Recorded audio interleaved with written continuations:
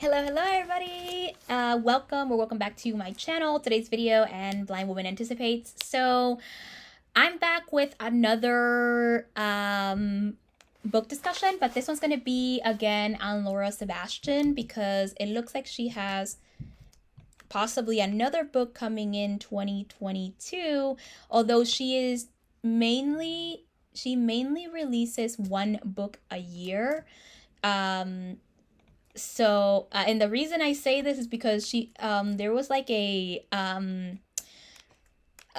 so previously Castles and Their Bones was supposed to, I think, release this year in 2021, as was Half Sick of Shadows, but then it changed to um it changed to Castles and Their Bones um 2022, and basically left it kind of and then oh wait, okay, so Castles and Their Bones was supposed to be released this year, but then it kind of changed to next year. So this one, and then we have presumably the rest of the trilogy coming out 2023 and 2024. So presumably this could be released in 2025 for all we know. So right now it says expected publication is 2022, but I don't know. It could end up this way.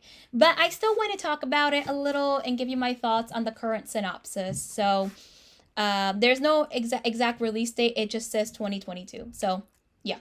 Anyway, so this one is called Into the Glades, and here we go.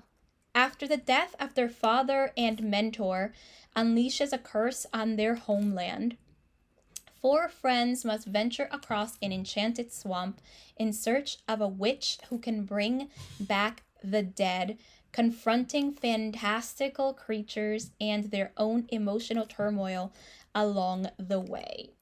Okay, first of all, there's no hint of this being a series. So it definitely feels to me like this will be a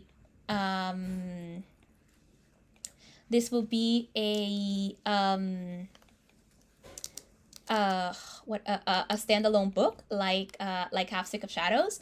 So there is no hint of a series, but that's okay because even in a standalone book, she has managed to put a lot in one. I mean, Half Sick of Shadows is great. You know what I mean? It's awesome. You have a lot of things packed into that 400 and something page book. So it can be done. So this makes me think though that I wonder though if this is going to be written in one point of view or in all their point of views, because Half Stick of Shadows did deal with a lot of emotional turmoil with Elaine, but also with the other characters, mainly Morgana and Elaine, because Morgana had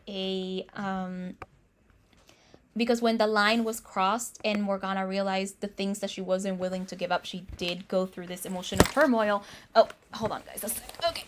She did go through this emotional turmoil, and also she still had this emotional turmoil when it's like about that, but also protecting her younger brother, and she is described to be very protective of Arthur, right? So she did go through this, and I wonder how if she's going to expand though and write in multiple point of views. I did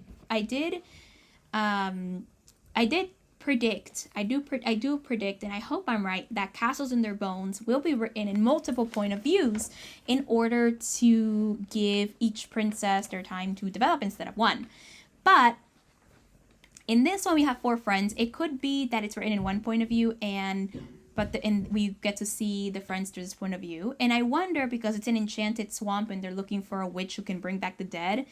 I love that she's exploring resurrection. It's kind of cool. I don't read a lot of things where resurrection is like the trope. The main thing the one thing I read where I liked resurrection was the Daughter of Smoke and Bone series.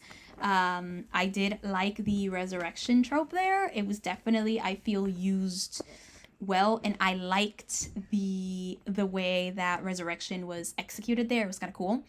But I think that that she's exploring it, and I'm curious to see how that's gonna work, if the witch is real or not, or if there's gonna be like a twist in saying no, the witch is not real.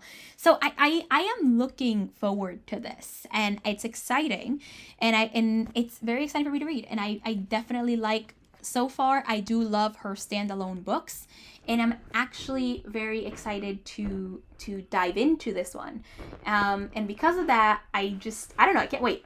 I really cannot wait. So yeah, no, I genuinely cannot wait, and I'm very excited to see what happens in this world, and I want to know what the curse is. Definitely, like, what kind of curse brought in their homeland. Like, are they, like, what is happening that they have to go through this enchanted swamp? And because they have to deal with fantastical creatures and deal with emotional turmoil, is it going to be emotional turmoil that's caused by their friends or family, or is it going to be that, or also is the swamp, since it's an enchanted swamp, are we going to see like illusions, and how the illusions might affect them as people, and like it might affect them and remind them of their past? Like, can this swamp like give each individual character an illusion about something traumatic that happened in their childhood? I'm making stuff up here in predictions, so this stuff sounds kind of fun to read about. I don't know, maybe I'm just really morbid this way, like maybe that's just me, but like, is it that way? Is it something like that? Or and do these friends know each other from childhood? I have so many questions that I know Laura Sebastian will answer in her books, in that book, and will satisfy my thirst for information, to say the least. I am super excited to read this. Let me know your thoughts on this again. Have you read any books from Laura Sebastian? Have you read Ash Princess or Half Stick of Shadows? Let me know in the comments. And with that, though, I will see you tomorrow for another video. And until next time, consume stories.